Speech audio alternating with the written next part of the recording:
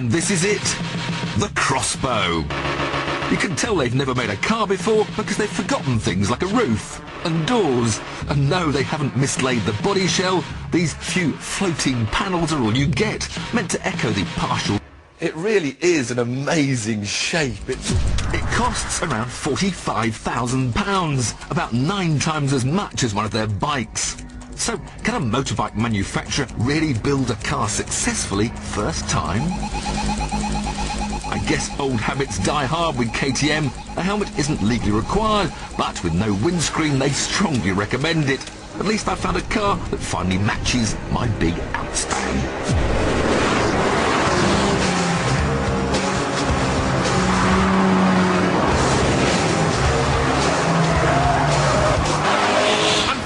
Once you punch the starter button and head out onto the track, the crossbow takes on all the characteristics of an armadillo.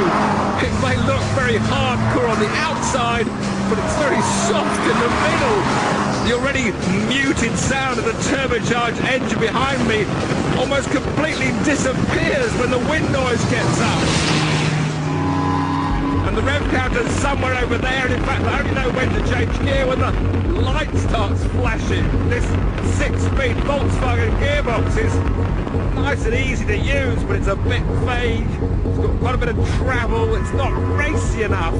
But once you've got over that initial disappointment of not having a roaring engine and snappy gear shift, what is so impressive about this crossbow is its balance and poise. There's no ABS, no ESP, and no traction control. Yet the crossbow is so sure-footed, it doesn't need them. Even on road tyres, it's incredibly grippy. Around the Nürburgring, the car created 1.5 times the force of gravity around the corners. It changes direction like a roller coaster. Coming up this corner now, we're turning in 110 miles an hour. I can feel now the ground effect downforce underneath the car sucking in, adding more and more grip the faster I go. You get great feel because there's the bare minimum between driver and road. There's just a piece of foam on the seats which are part of the carbon chassis, and the seats don't move. To make yourself fit, you have to adjust the pedals back and forth. The only option is more carbon.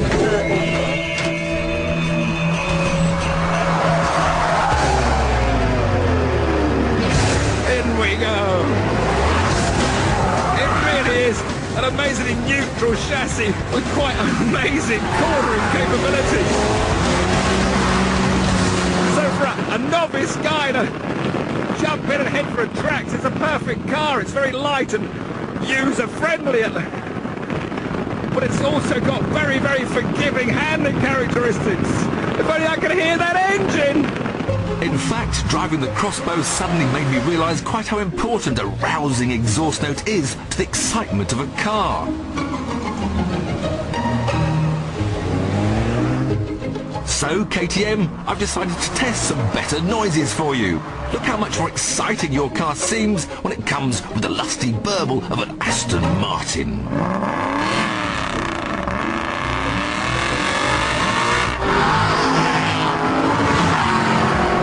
Growling high revs of a Ferrari V8. Or even the banshee wail of an F1 car. Until they bring out an even more powerful 300 horsepower version later in the year, I'm afraid the most exciting KTM you can buy still has 2 wheels.